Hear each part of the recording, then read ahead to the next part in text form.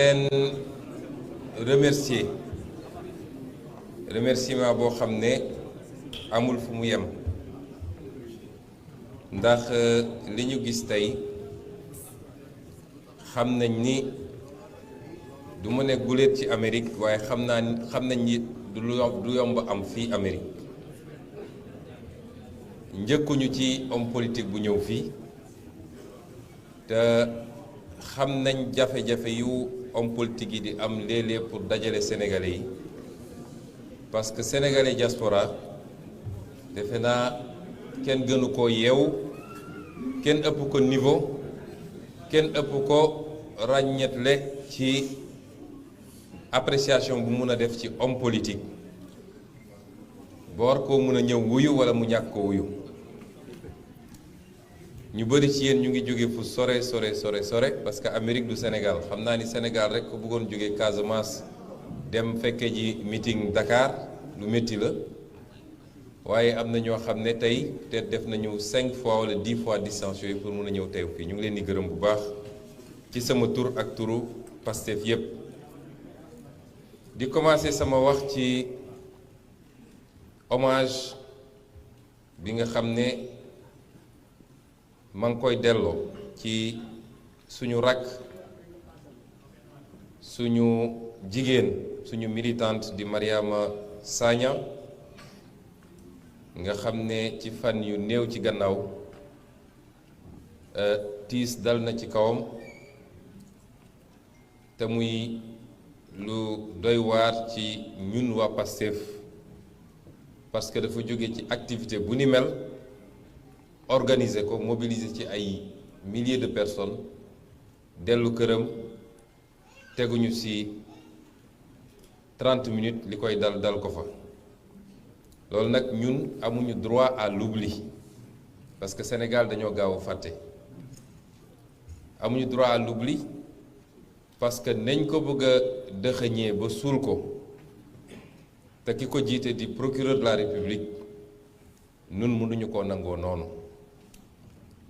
ñu ngi continuer di réclamer toute la lumière parce que loo xam ne enquête sax commencé gul nga bëgg a taxaw naan mobile politique écarté nañ ko loolu dootul lu suspect waaye mun naa ne sax lu coupable la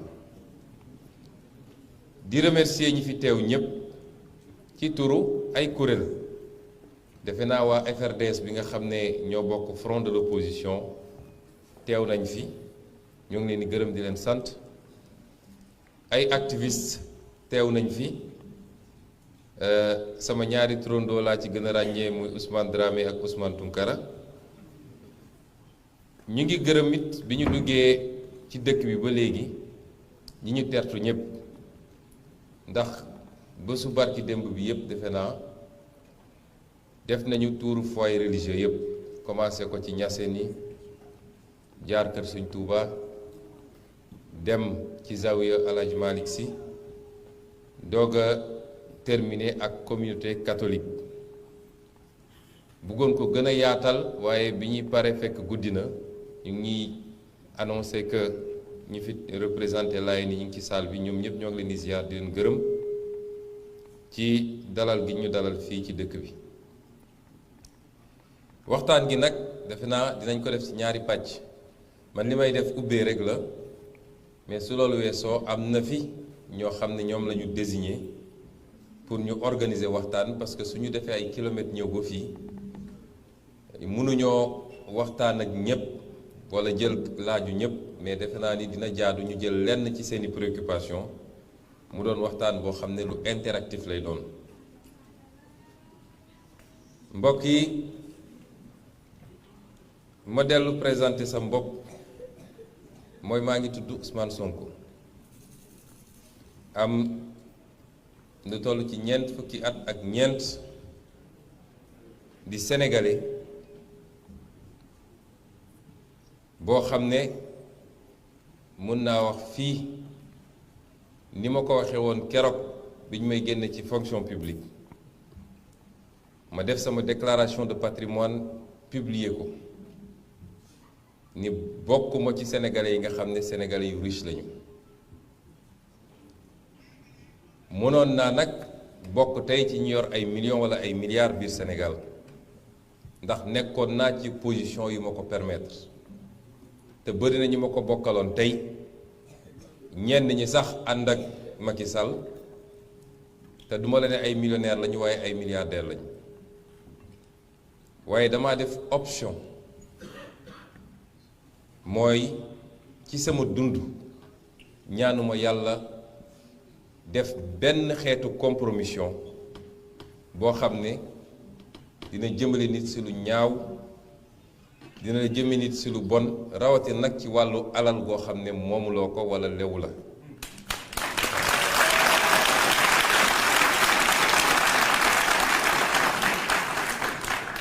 dëkk bii ñu nekk tey di États-Unis dafa di dëkk bu am histoire mun naa ne à l'échelle de l'histoire humaine mun nañ ne ba léegi c'est un État jeune boo ko comparé ci nombre d'années ak l'Europe wala même l'Asie ndax 200 ans 300 ans ci gannaaw en tout cas lu yàggul dara c'était encore un continent plus ou moins sauvage boo xam ne il a fallu des hommes pour faire la conquête léeg-léeg li ci ëpp à dos de cheval dans des conditions extrêmement difficiles et tey c'est la première puissance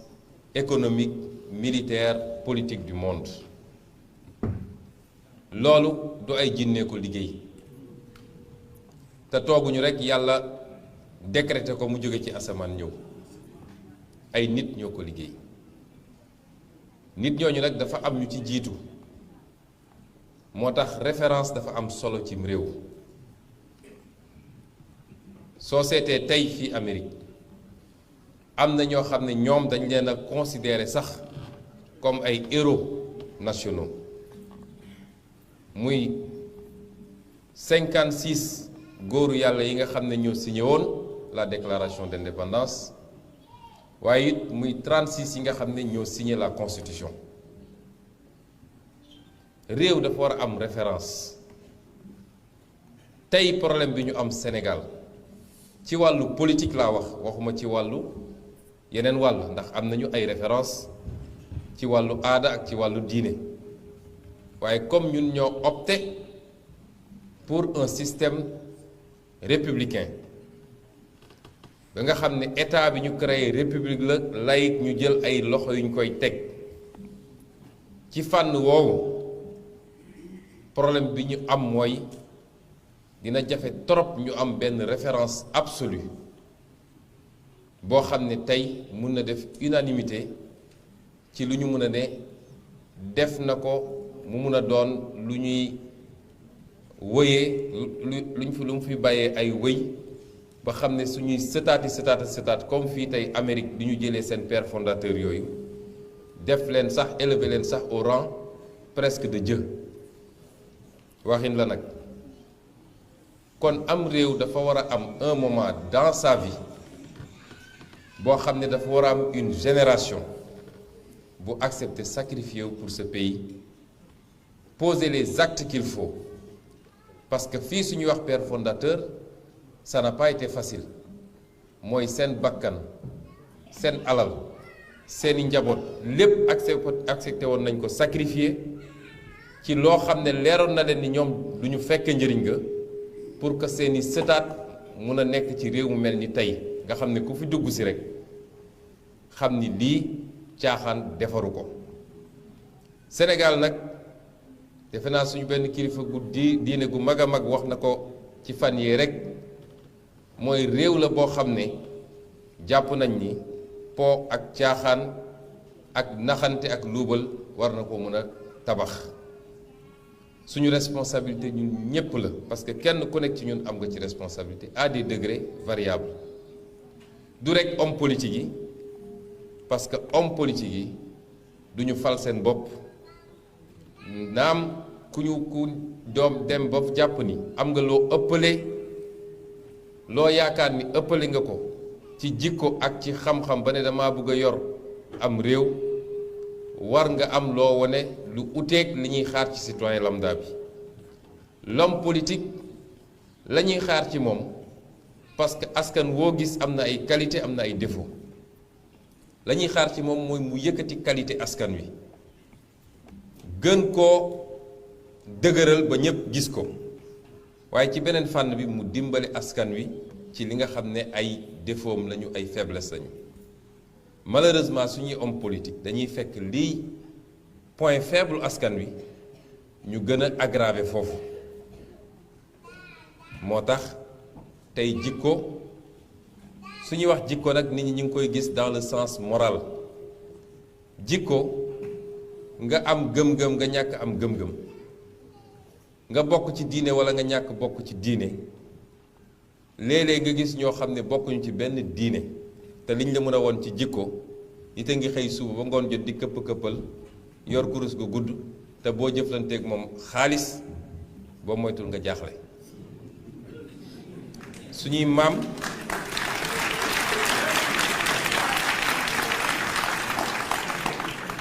ñun suñuy maam duñu woon ay jullit duñu woon ay catholique ay ceddo lañu woon waaye li ñuy woote ci jikko yépp te soo seetee suñuy kàllaama mu am baat yu koy symboliser ci jom ci fulla ci kersa ci kóllëre ci leneen ak leneen ñoom ñoo ko conceptualiser woon te doon ko dund ceddo démb moo gën a dëggu foofu jullitu tey ndax suñ la joxaan seen kàddu duñu dellu gannaaw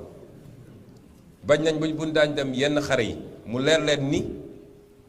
les chances de succès bariwul pour bañ a wëlbatiku wala daw dañuy jël suuf dugal seen pantalon parce que daw gàcce la woon tey nag juróom yoo fi àndal bu lacrymogène tàkkee ba wëlbatikoo doo gis kenn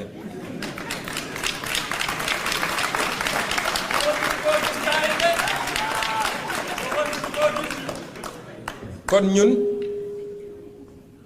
dañu war a xam suñu bopp wallaahi amul kenn ku ëpp potentiel Sénégal la ñuy wër si fii ma nga suñu dëkk on a tout le potentiel pour yor suñu bopp développer suñu bopp ndax réew moo xam ne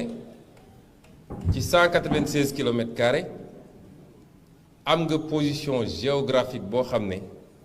tey ci suba am na ku ma fi doon waxtaanal fii muy ingénieur aérospatial li ma bind ci livre bi moom daf ma doon wax la même chose mais jox ma ci ay firnde scientifique ci position bi nga xam ne dem na ba ne ma Sénégal mooy le centre du monde stabilité bi ñu mun a am ba ci flux réseau télécom yi mënul am feneen kon réew bi ñu am position bi ñu am ba pare ñu amee ko ci anam goo xam ne ca kanam am nga accès à la mer sur 718 kilomètres ak liñ ci mën a def yépp ci ressources halieutiques ak ci possibilité navigation maritime desservir àdduna yépp waaye ñu am ci léegi yàlla may ñu gis ci nag lu bari ci pétrole ak gaz su loolu amuloon sax ba léegi lu bari la nga mën a am ci gannaaw possibilité de développer agriculture ndax suñu suuf nangu na te yaatu na am sous-sol boo xam ne lépp mu nga ci am une population composée majoritairement de jeunes keroog dama dem ambassade Allemagne di waxtaan ak ambassadeur Allemagne bi mu ne ma li ma mënul comprendre mooy yéen nu ngeen amee population majoritairement jeune et vous ne faites rien de cette jeunesse pour construire votre pays.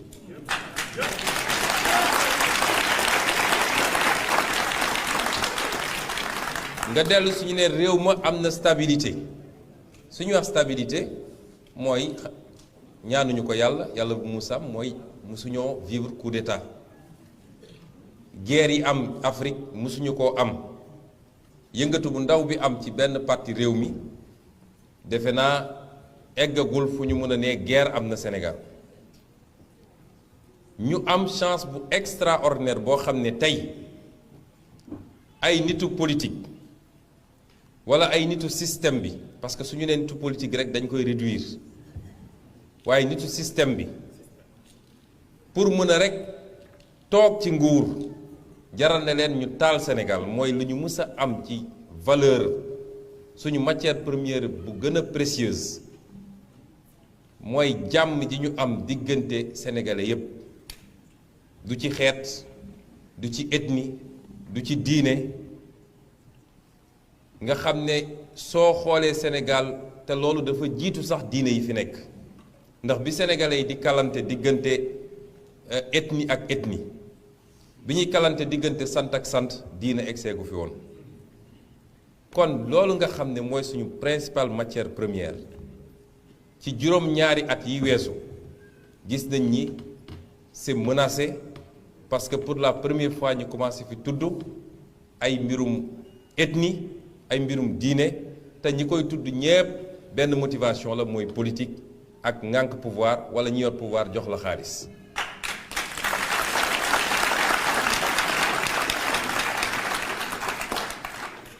boo ñëwee fii Amérique li ñuy wax père fondateur yi ñi ci ëpp ci ñoom ay chrétien la ñu woon ay catholique la ñu woon mu amoon ci ay déiste amoon ci ay athée waaye li ci ëpp ci ñoom sax parce que fii ñoom du tabu wala nëbbuwuñu ni bokk naa ci franc-maçonnerie waaye leen boole woon muy Amérique ci jamono jooju nga xam ne coow li bari woon na état yi ñii ne woon dañuy génn ñii ne duñu génn parce que seen discussion yi ñu doon am ba am consensus bi ñu am tey nga xam ne koo mën a fal président Amérique am na lu mu sañ am na lu mu sañut discussion yi ba léegi mémoire yaa ngi fi parce que dañ ko doon bind discussion yu métti la woon waaye seeni divergence yëpp dañ koo tegoon fële pour l'intérêt supérieur de l'Amérique loolu moo jur tey lii ñun nag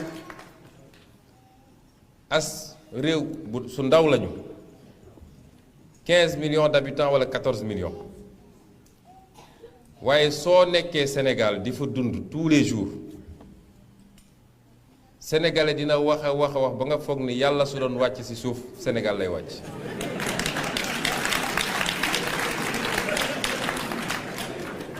kon remise en question bi ñu war a def nun ma boole ci sam bopp en premier mooy il faut ñu xoolaat suñu bopp ci bépp fànn loolu ku bëgg a defar réew mi xamal ni liggéey bu njëkk bi lay xaar mooy loolu mais suñu potentiel yooyu yëpp ñu am mënuñu cee jot parce que dafa am benn bataille boo xam ne on l'a perdu depuis l'indépendance wala avant l'indépendance te bataille boobu ku ko gañewul doo développer mooy le combat pour la souveraineté nationale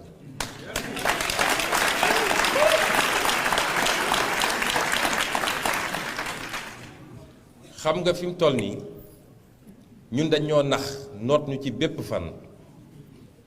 defe naa suñu xel yi lañu pompé te li ci ëpp nag mooy ñi ñuy woowe intellectuel ngeen baal ma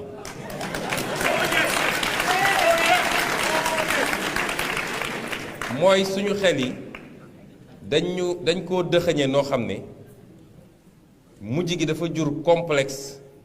bu ñu yóbbu ci li ñuy wax servitude volontaire mooy ñun nit ñi soxlaatu ñu noot ñun ñooy ñëw livrer suñu bopp ndax sénégalais intellectuel boo mën a toogal ne ko lii di suñu ressource naturelle te bi indépendance ba léegi parce que léegi la coow li bëri ci pétrole ak gaz parce que pétrole ñëpp xam nañ ni bokkul ak yeneen ressources yi mais depuis ñu commencé exploiter suñuy phosphate ak ñoom seen ba tey ji ak li ñuy exploiter ci yeneen yi ñoom zircon ñoom nangam amuñu ci dara nga mun a taxaw ne lii il faut qu'on mette un terme te loolu dafa laaj ñu remettre en cause tous les contrats qui ont été signés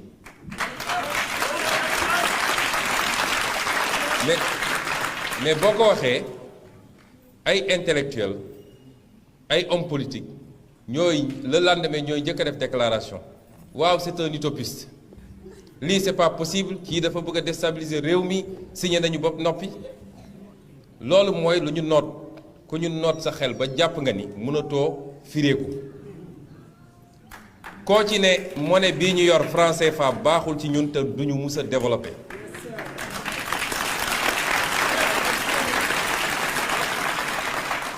mën nga andi argument yu pertinent yépp mais moom niñ ko formaté gëmul ni ñun war nañoo mun a génn ci franc CFA parce que jàpp na ni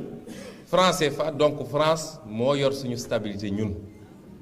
waa soo nekkee ci continent boo xam ne lu ëpp 50 pays ngi ci 16 pays ñoo am franc CFA te gëñ ñoo développé benn pays nag suñu voisins yi ñu nekkal yépp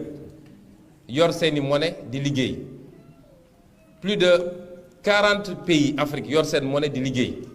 te tey suñuy tudd pays yi def véritablement percé Botswana lañ lay wax Malawi lañ lay wax Rwanda lañ lay wax Ghana lañ lay wax doo ci dégg benn pays bu am franc CFA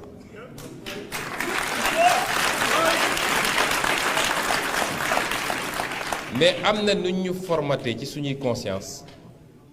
ba jàpp nañ ni ñun mënatuñu moom suñu bopp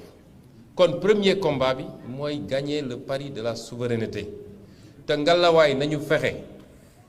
ba lii ñuy dégmal muy élection présidentielle kuy candidat Sénégal war nga wax ci yi may wax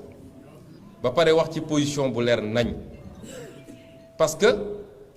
fexe woon nañu ba def ko des sujets tabous man de maa ngi Sénégal bi ma commencé ràññee ba tey musuma dégg des débats programmatiques sur question yi te lii rek nag mooy suñu problème du quelle politique agricole quelle politique soo réglé wul les questions de souveraineté ba mun a moom sa bopp ba nga xam ne lii sa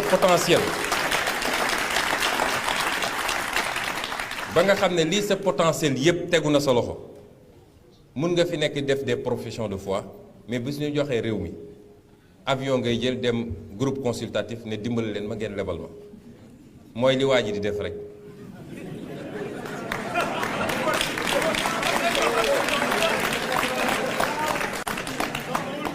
li gën a métti mooy li la yàlla jox yow nga tayle ko joxe ko ci anam goo xam ne du intérêt réew mi ba pare di wër ci àdduna naan lebal leen ma amul semaine booy toog sans que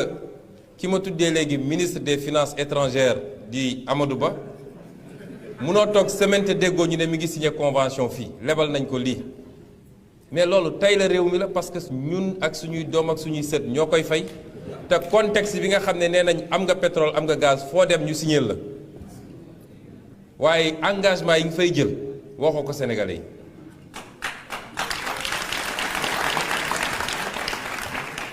kon loolu mooy premier combat bi bis bu ñu gañee combat boobu mun nañ ne léegi ñun lan mooy suñu modèle ban modèle économique Sénégal mooy réew moo xam ne amul modèle économique laaj naa premier ministre bi mu ñëwee assemblée daaw déclaration politique générale ne ko mun nga ñu wax lan mooy seen modèle économique parce que dañuy tëñëx rek tey ñu ngi ci lii dem ba ci biir FMI ak keneen ne leen baaxul ñu ne nañu làmb la ci des mais noo mënee développer réew dans ces conditions débat bi ñu war a am sur le modèle économique ñun dañoo bind téere ne lii mooy suñu modèle économique te li ko lal yépp nag mooy réew mu amul industrie du développé ça c'est une loi élémentaire réew mu amul industrie tey Sénégal suñu économie yépp secteur tertiaire moo ko tiré 64% de notre économie réew moom du développé dañuy sonn rek mais du développé parce qu'on ne crée pas de valeur ajoutée industrie mooy permettre nga transformer jëlee secteur primaire yóbbu secteur tertiaire créer valeur ajoutée mooy permettre nga exporter avec de la valeur ajoutée mais moo lay permettre surtout de créer des emplois réew bu amul loolu du développé loolu buñ ci sonn sax ngeen góorgóorlu ba laaj ko candidat yépp ni ma ko laajee premier ministre tontuwuma ñu teg ci diir ministre des finances ñëw ma laaj ko tontuwuma nee na ma ñun notre modèle c'est que le président Macky Sall qui est un grand visionnaire moo naan nii la ñu ne nii la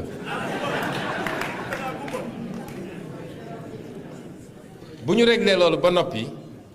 mun nañu dak doog a wax suñuy filière agriculture commerce moo tax li président Macky Sall def dem signer les accords de partenariat économique chaque jour ma wax ko loolu boo ko booleeg li mu def ci suñu pétrole c'est de la haute trahison contre le peuple sénégalais.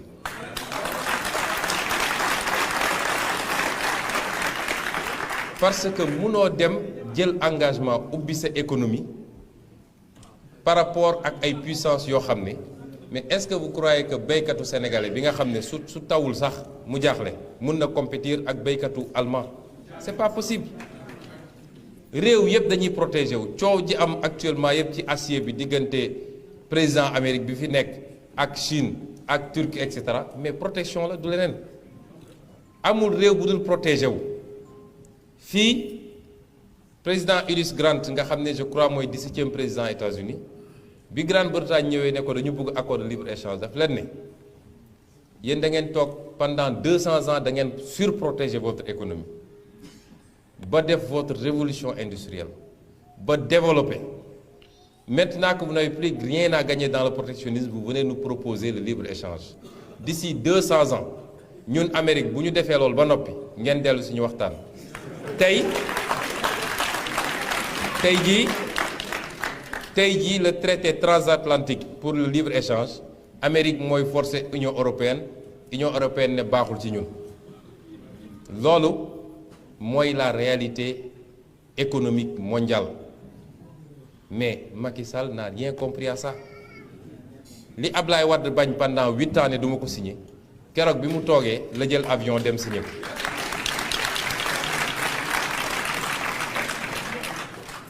kon protéger sa économie bi ñuy poser débat sur les grandes surfaces françaises qui débarquent daaw bi ma koy assemblée lu ne dégg naa ko tey ñooñu doon wax ñooy ñëw naan dama bëgg a gisee ak Sonko parce que problème bi egg na foo xam ne.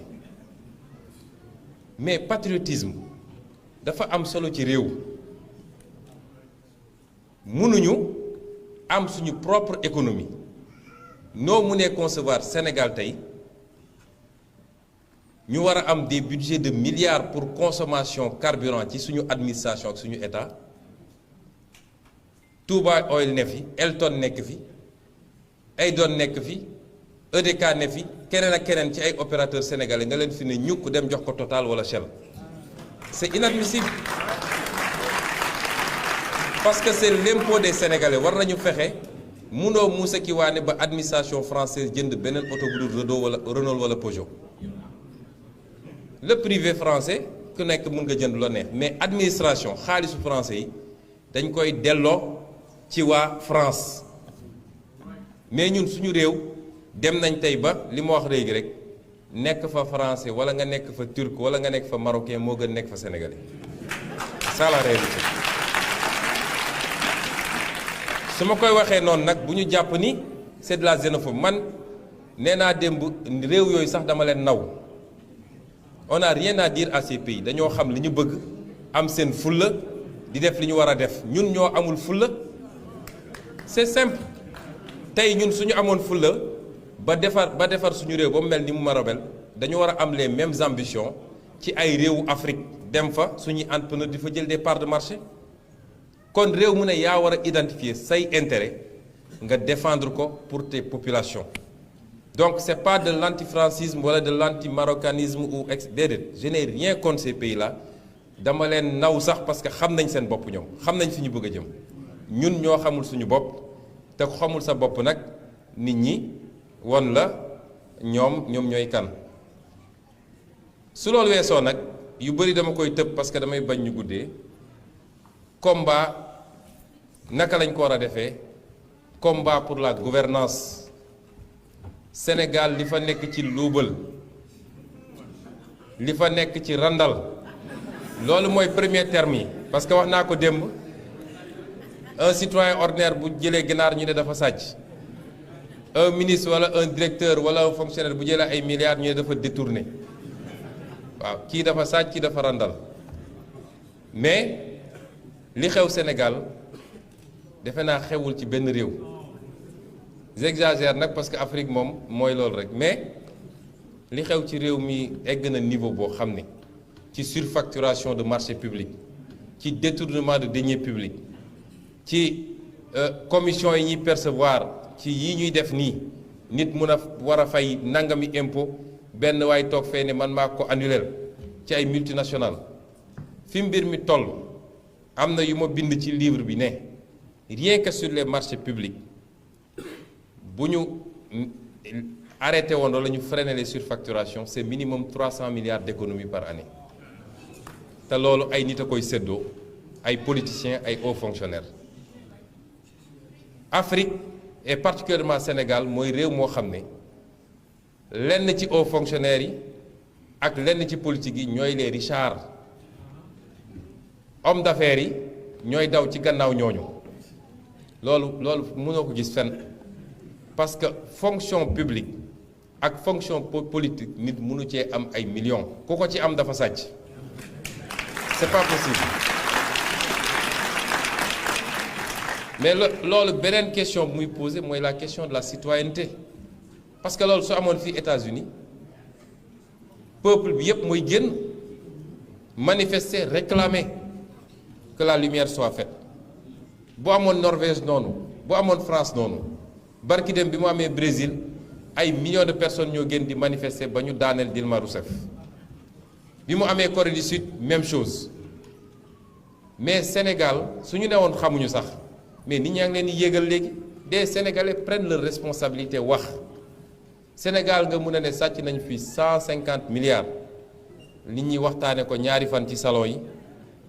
gars yi am na ñu def ak une bonne partie de la presse ñu suulaat mbir ma waaye suba ba ngoon jot ñi ngi topp ci ay détails yoo xam ne vie privée jàmbur diw def na lii di def na la alors que coow li newul foofu. coow li mooy li ñu bokk ñun muy suñu alalu réew naka lañ ko yoree ak su dee yorin gi rafetul ana la conscience citoyenne bi war a tax nit ñi jóg parce que bu ñu ne woon lii am na ci réew mi 500 000 Sénégalais génn dem place de l'Obélisque wala ñu ne ñu ngi marché dem vers le palais léegi nga gis problème de lumière bi ñu def ko ci mais tant que nit ñaa ngi toog fu ñu toog koo ci romb ci mbedd bi mu ne la félicitation encouragement sallaaw ñu ngi sa gannaaw ma wax démb rek ñun soxlawuñu kenn nekk suñu gannaaw sénégalais nekk sa gannaaw sax wóorul na la jiitu rek wala ngeen ànd. lii ma wax nii yépp nag te foofu laay daanelee mooy presque waxuma fi lu kenn xamul diagnostic bi ma def kenn ku nekk ci yéen mi ngi koy def chaque jour rawatina yéen ñii ne ci diaspora bi parce que kenn gënul patriote waa diaspora bi.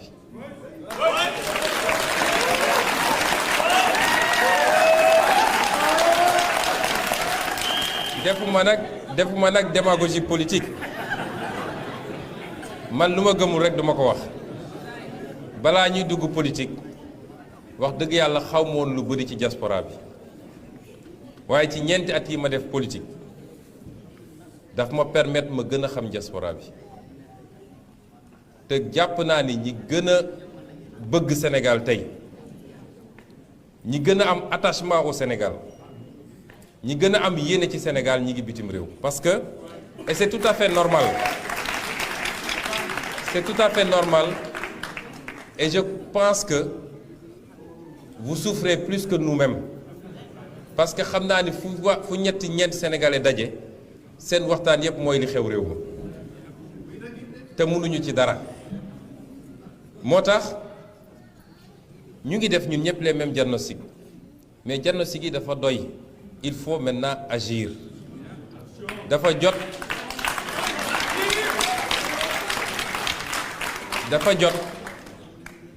mafia bi nga xam ne moo téye réew mi parce que c'est une mafia mënuma ko tuddee neneen nga xam ne boo leen dajale woon ñoom ñëpp ak fu ci nit bokk nag parce que toujours damay ni nañ def très attention mafia bu ñu foog ni politiciens yi kese la dafa am ñeneen ak ñeneen moo tax suñ demee ba système bi sentir menace fu ne la wax di jibe loolu mooy mandargaal système bi fu ne la wax di jóge mafia boobu nga xam ne tey moo téye réew mi soo leen dajaloon ñoom ñëpp matuñu 0,00,5% de la population. loolu nag li olof di wax rek bukki moom bu yebee waxambaane ci doxin walla parce que ab peuple bu bëgg dëgg changement gis ma lu ko mën a retenir moo tax dafa jot ñu bàyyi commentaire yeeg wax yi Facebook beeg ñoom seen c'est bien pour la conscientisation mais dafa jot ñu dem vers l'action te nag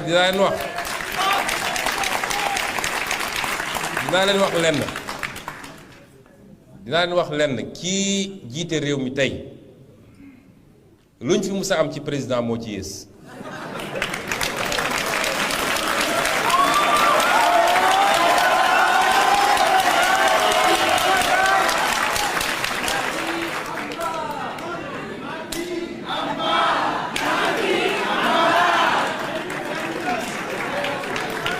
moo tax merci moo taxit ñun ñëpp dañu war a jël conscience d'une chose élégance bi ñu amoon ba malgré coow yi amoon ak xeex yi amoon ñu organiser élection bi doon élection bu transparente ki war a gagné ñu jël seen téléphone félicité ko dañu xam ni kii du def loolu mukk